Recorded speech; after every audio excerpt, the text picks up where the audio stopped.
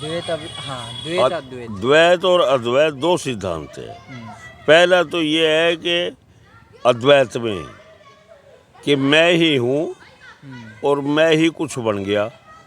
हम्म, दो चीज़ नहीं थी, मैं ही बन गया। ठीक है। एक को हम बहुश्यामी, मैं एक हूँ अनेक बन गया। उसमें दो नहीं है, एक ही है वो। सही है गुरु जी, सही है। और अगर दूसरा सिद्धांत ले हम्म, कि एक मैं हूँ, एक मैंने कुछ बना दिया, अच्छा। ये द्वैत हो गया। एक मैं अलग हुआ, बनाने वाला अलग हुआ, बनी हुई चीज़ अलग हुई। हम्म, ये द्वैत है। द्वैत के द्वारा समझना पड़ता है, द्वैत में रहना पड़ता है। दोनों अपनाने पड़ते हैं। द्वैत में आप व्यवहार करिए, कारोबार करिए, समझदारी से करिए, अपना समझ के करिए, अपने हैं वो ऐसे समझ के करिए, कैसे भी करिए, आपको करना ही पड़ेगा। और जैसा समय आए वैसा करिए। मतलब ये प्रकृति का सिद्धांत है। ये प्रकृति का सिद्धांत है, द्वैत जैसा है। द्वैत के माध्यम से अद्वैत में जाना है। अद्वैत में ही रहना है। हूँ तो मैं ही, पर ये द्वैत के अंदर लीला जो है, ये भी तो मेरी अपनी बनाई हुई रचना है। मैं ही तो हूँ वहाँ पे भी, मेरे अलावा कहीं कुछ नहीं। जैसे डायरेक्टर फिल्म का खुद ही तो अलग बैठा हुआ देख रहा है, और खुद ही सारी उसने फिल्म डायरेक्ट की हुई है। वो ही तो है फिल्म में, डायरेक्टर ही तो है सारी फिल्म में।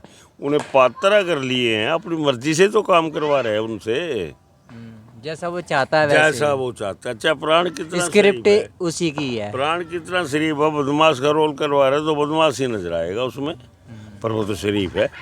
हाँ, असलियत में शरीफ है, असलियत में बिल्कुल अब शरीफ वो है। बाद में जब कपड़े उतारता है अपने घर पे जाके, खुद भी रोल देख के खुश हो जाता है कि मैंने रोल बढ़िया किया, रोल की है। रोल ऐसे ही परमात्मा की लीला परमात्मा ने स्वयं की है, स्वयं इसका आनंद ले रहे हैं और अपने आनंद के लिए की है।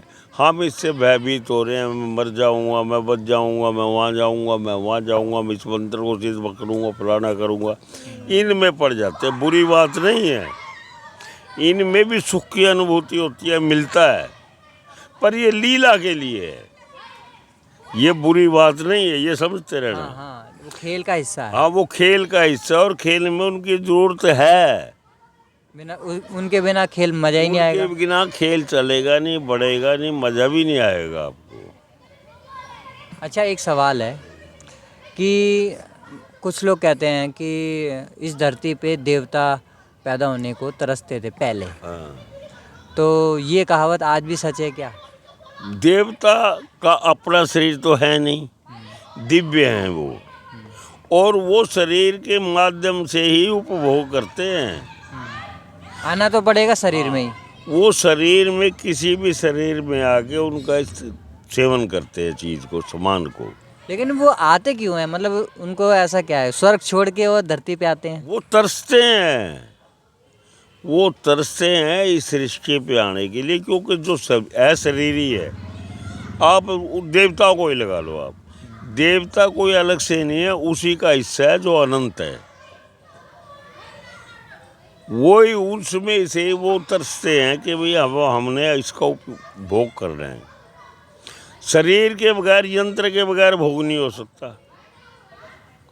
यंत्र एक माध्यम है, यंत्र भोग नहीं करता। अच्छा, स्वर्ग, जैसे स्वर्ग लोक में कर्म का सिद्धांत चलता है या फिर कुछ और है? वहाँ तो कर्म का सिद्धांत है ही नहीं, कर्म ही नहीं। कुछ करना नहीं पड़ता वहाँ? ना ना, क्या करेगा वो? कर्म तो यहीं पे करेगा, जो कर्म क्षेत्र तो यही है, कर्म भूमि है ये। मतलब ये मृत्यु लोक जो है सिर्फ इसी में ही कर्म आपने करना लोक पड़ेगा। बना दिए, लोक भी आपने ही बनाए हैं, मृत्यु लोक, स्वर्ग लोक, फलाना लोक, ढिगड़ा लोक, जो भी बना रखे हैं। अच्छा, स्वर्ग में मृत्यु होती है कि नहीं? मैं ये कह रहा हूँ, मृत्यु तो किसी की आज तक हुई ही नहीं। शरीर की, शरीर शरीर की भी मृत्यु नहीं हुई, परिवर्तन बोलिए आप। हर क्षण इसका परिवर्तन हो रहा है, हर सांस के साथ परिवर्तन हो रहा है। ठीक है। हाँ, तो परिवर्तन तो खैर पुराणों में नहीं लिखा होगा, लिखा होगा तो मृत्यु ही लिखा होगा ना। समझे नहीं, उस बात से, मृत्यु से और जन्म से तात्पर्य यही है कि हमें दिखता है ऐसा, इसीलिए ऐसा मानते हैं और मानना भी चाहिए। वरना जो ज्ञानी पुरुष होगा, जब आदमी मरता है तो यूँ नहीं कहते ये मर गया, और वो ये कहते ये ब्रह्म लीन हो गया, इसकी बॉडी है यहाँ पे, बॉडी का अंतिम संस्कार कर दो, इसको भी ब्रह्म लीन कर दो। ब्रह्म लीन हो गया, ब्रह्म में ही आया है, ब्रह्म में ही रह रहा है, ब्रह्म में ही खा रहा है, ब्रह्म में ही पी रहा है, ब्रह्म को अपने से अलग समझ रहा है। ये अहंकार है झूठा।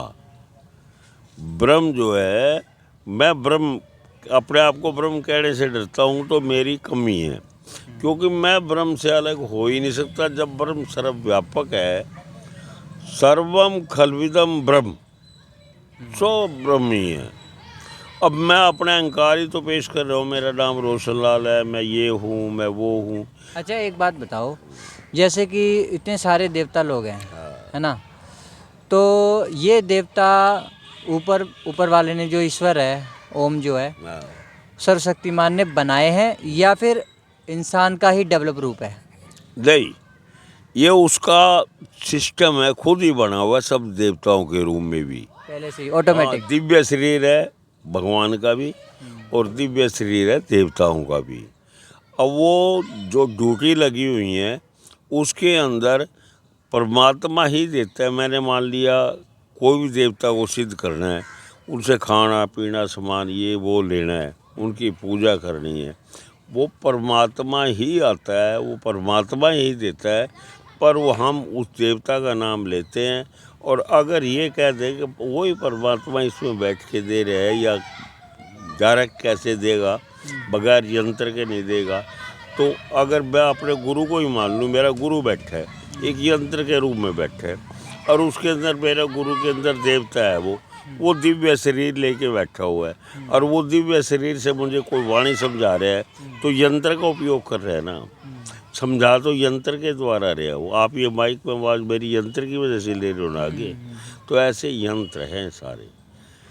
अंदर तो वास्तव में वही दिव्य शक्ति है, सब जगह वो एक है, और एक होते हुए भी अनेक भी वही है। हाँ, तो कहने का मतलब ये है कि देवता जो हैं वो ऊपर से बनते हैं, शरीर मतलब मानव का उसमें कोई रोल नहीं है ना? मानव का रोल कहाँ है? मानव का तो यंत्र है जिसमें, वो देवता तो अब मानव जो है वो यहाँ पे करने क्या है, उसका उद्देश्य क्या है धरती पे जन्म लेने का? मानव का सच पूछो तो हमारी रामायण की एक ही चुपाई हो, माँ कहूँ मैं अनुभव अपना, सत हरि भजन जगत सब सपना। आपको रात को फिल्म जो बनाते हो सपने की, वहाँ कुछ बनता है? उसमें कुछ बनता नहीं और है। सारे मानव दिखते नहीं है, मानव नदियाँ ये वो दिखते नहीं है, तो ऐसे ही बना हुआ है, ये भी भगवान का सपना ही समझो। लेकिन अंकल जी ऐसा है, सपने में तो भाई चलो समझ में आता है कि वो देखा हमने, उसमें भी दर्द होता है, मतलब कोई मारेगा तो आंसू निकल जाते हैं, बोलो है ना? और सपने में भी मान लो कि किसी को पेशाब लग रही है तो वो सचमुच में भी निकल पड़ता है ना? हाँ हाँ, नहीं वैसे ही बच्चों का निकल नहीं आता, निकल जाता है। तो वो सपने में ऐसा क्या हो रहा है जो रियलिटी में घट रहा है, और रियलिटी में भी वो हो गया, तो सपने का रियलिटी से कुछ तो मतलब है, उसको बताओ। बिना मतलब तो कुछ भी नहीं है, बिना मतलब तो कुछ भी नहीं है। कोई रिकॉर्डिंग दिन की ऐसी है जो रात को सपने में आती है, और उसके तहत ये काम हो जाता है।